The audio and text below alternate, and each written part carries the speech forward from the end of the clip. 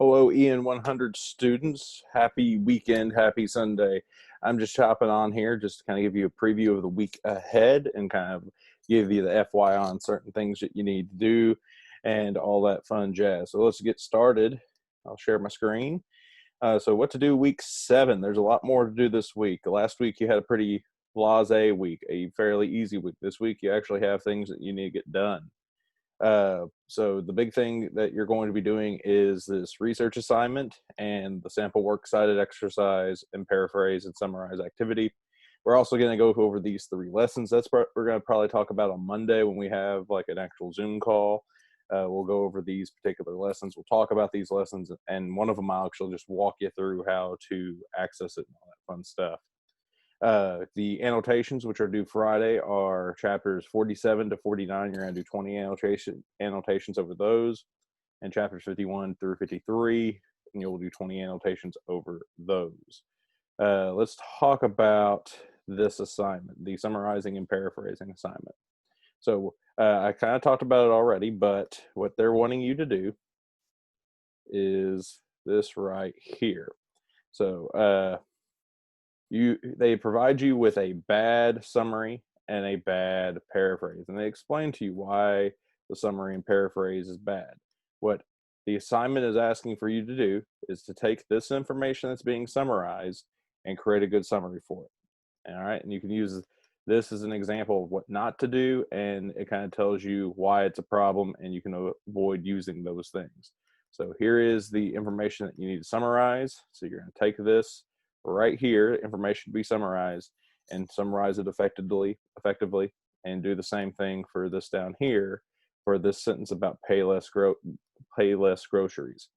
All right, so that's the paraphrase and summarize activity. The other activity, if we go back a little bit, is this sample works cited exercise. For this, you're going to be creating a works cited page for these things down here. You could use a citation machine. I would recommend EasyBib, and you need to enter all of this information manually in order to get it correctly. I would recommend, like I said, EasyBib. The sources are pretty easy. Like there is a book, 2 journal articles, an editorial from a newspaper, and a website. And on the website, you're going to need to go and actually find the website, but it's a pretty easy website to find. Remember, you put a works cited page in alphabetical order. So that's how to do that particular assignment. I'm going to try to find the old one because I still don't think he has published the new one just yet. So I'm going to go to week 7, 2000, and that. So nope. Research assignment. I do not know if this is what the research assignment will be. He still hasn't updated it. I'm hoping tomorrow we'll get an update on what the research assignment will be and look like, because I just click it and it doesn't take me anywhere. It just takes me to the it needs graded blah blah blah stuff. But here's what it was last year. Here's what the research assignment was last year. After viewing the lessons, which we're going to go over tomorrow, use the databases through Kent Library to find one academic source, i.e. from an academic journal, and provide the following information about it. Non-dual credit students, you're going to need to use either Google Scholar, EBSCOhost. I know you can use EBSCOhost when you're at school on the school Wi-Fi, but I don't know if the school login credentials work. They're supposed to, but this is something I've been like trying to get them to do for years, and it's still a slow process. Also, JSTOR provides some open material that you can interact with. I think they give you 3 articles a week or 3 articles a day that you could possibly interact with. So those are 3 that I would recommend for the non-dual credit ones. Even for the dual credit ones, I'd recommend using JSTOR. It's a great resource, and EBSCOhost is another great one. But JSTOR, EBSCOhost, and Google Scholar, those are the 3 main ones I would focus on. So after viewing the lessons, use the databases through Kent Library to find one academic source, i.e. from an academic journal, and provide the following information about it. So you're going to find a source and tell me the following information. You're going to provide an MLA-style works cited page for the entry of the source. Luckily, a lot of them will have an option where you click to generate that, so that will work. So it's the thing you'll have at the top of your page is the MLA style works cited page. Then you're going to summarize what the article had to say.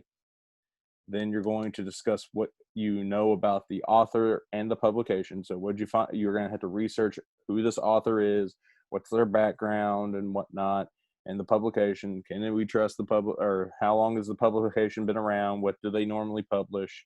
And then you need to discuss, do you think this author and this publication are credible? So is this a credible source? Is this something we can trust? Does it have like ethos behind it? The source can be over any topic you choose. It doesn't have to be something you think you'll use for an essay, though it can be and would save you time later on. Your response should be about a page in length altogether. Any assignments using non-academic sources will only receive half credit. So it does need to be an academic journal that you are reviewing. All right, so that's all we got for this week. It is those 3 assignments. And keep a lookout. Sometime this week, the literacy narrative should come out. I imagine tomorrow the grades for those will come out, and I will then start grading the non-dual credit students' essays and giving you your feedback as soon as I can. All right. So that should be dropping tomorrow at some time. We're going to review these 3 lessons tomorrow in class. You have 20 annotations over chapters 47 through 49, 20 over chapters 51 through 53, and you have the research assignment, which is you analyzing a source that you find on an academic journal but database, the sample works cited page, and the summarizing and paraphrasing activity. So you have 3 assignments this week, and you have the 2 optional annotations. Monday we will talk about these lessons, and I'll walk you through each of those lessons. That's all I got.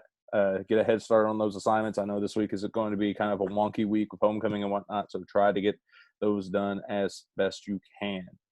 All right, I will see you all tomorrow. Later, bye. Bye-bye. Bye-bye.